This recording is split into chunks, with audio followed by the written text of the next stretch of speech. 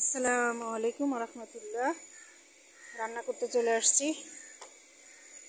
এই যে মিষ্টি কুমড়া বসাইছি।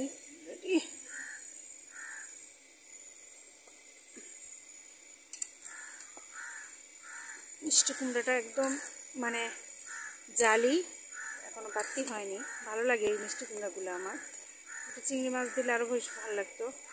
যাই হোক, অ্যালার্জির জন্য খাওয়া হয় না। চিংড়ি আছে ফ্রিজে, অনেক দিন ধরে আছে, খাওয়া হয় না।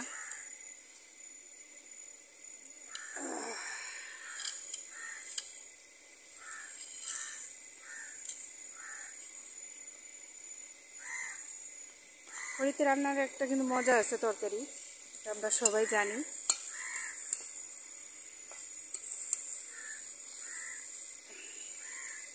কাগজ দিয়ে রান্না করতেছি এই যে।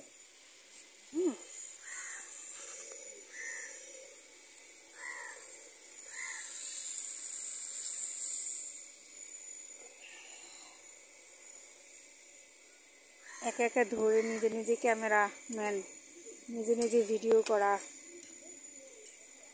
একটু আলাদা।